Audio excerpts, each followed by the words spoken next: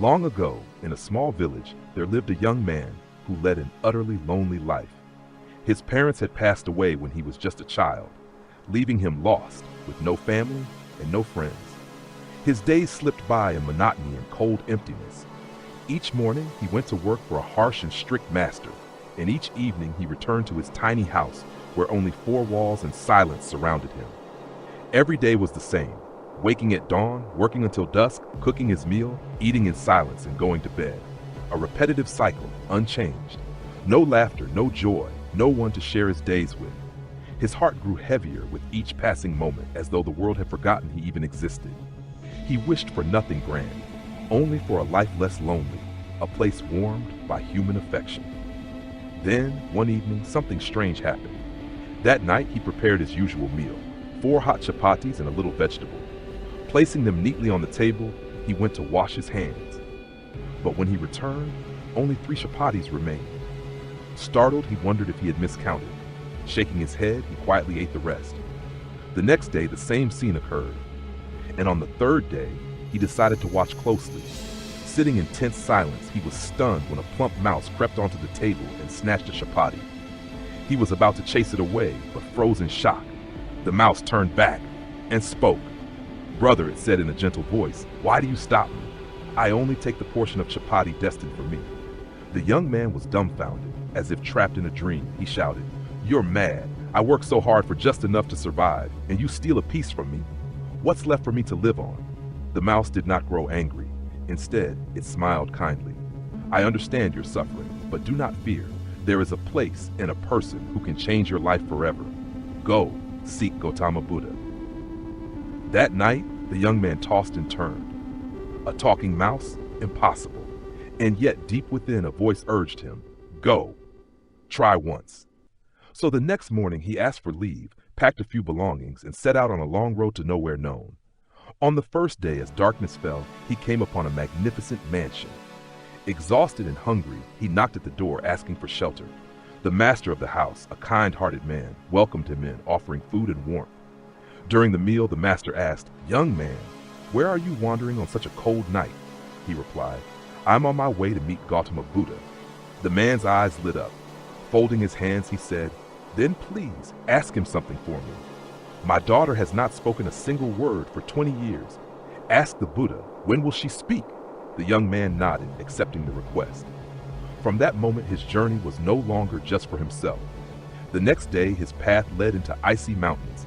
Bitter winds cut his skin, snow blinded his way. He trembled, nearly collapsing, when he saw an old sage meditating in the snow. The sage opened his eyes, studying the weary traveler. "Where are you going in this perilous place?" "I seek the Buddha," the young man replied. The sage slowly nodded. "Then ask him this: I have meditated here for 1,000 years, yet cannot ascend to the heavens. Why is this so?" The young man agreed. Smiling faintly, the sage conjured a safe passage of light to guide him across the mountains. Beyond the peaks, the road ended at a vast river. The waters raged, no bridge, no boat in sight. As despair crept in, the surface rippled, and a giant turtle rose. "Where are you going, young man?" it asked. "I seek the Buddha." The turtle nodded. "Then ask him for me. I have lived beneath this river for 500 years, longing to become a dragon, yet I remain as I am. When will I transform?" The young man agreed. The turtle smiled gently, letting him climb upon its back, carrying him across safely. Bearing 3 questions entrusted to him, the young man finally reached the serene monastery of Gautama Buddha. There, the sound of chanting blended with the wind, filling him with peace. After listening to a discourse, he knelt and shared his story, recounting the 3 questions others had placed upon him. The Buddha smiled. "I will answer 3 questions only." The young man froze. He had 4 questions, 3 from others, and 1 burning in his own heart. Why is my life so full of suffering and loneliness? What is the meaning of my existence? But then he remembered the hope in the eyes of those who had trusted him. After a long pause, he bowed deeply. "Lord, please use my 3 questions for them." The Buddha's gaze shone with compassion, as if seeing through his very soul. He said, "The daughter of the mansion will speak when she marries. The sage may ascend if he lets go of the staff he clings to, and the turtle will become a dragon when it abandons its heavy shell." The young man bowed in gratitude. Though his own question was left unanswered, his heart felt light, as if he had found a greater truth, that living for others matters more than one's own despair. On his way back, he first met the turtle. Hearing the Buddha's words, the turtle nodded, then slowly shed its shell.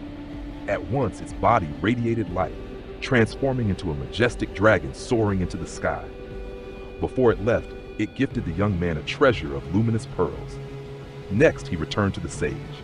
Upon hearing the Buddha's words, the sage smiled, released his staff, and instantly his form rose like air, drifting into the heavens.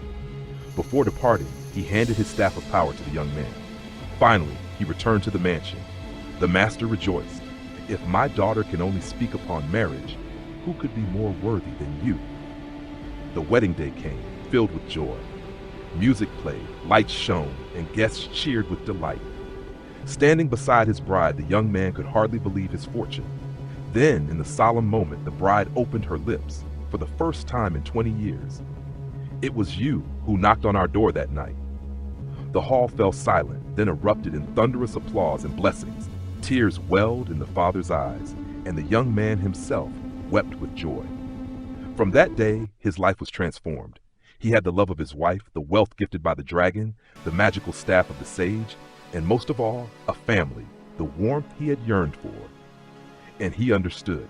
All of this came not from selfish desire, but from the moment he let go of his own pain and chose to serve others. The lesson etched into his heart. When we choose compassion over selfishness, when we dare to release fear and greed, the universe will return to us many times what we have given.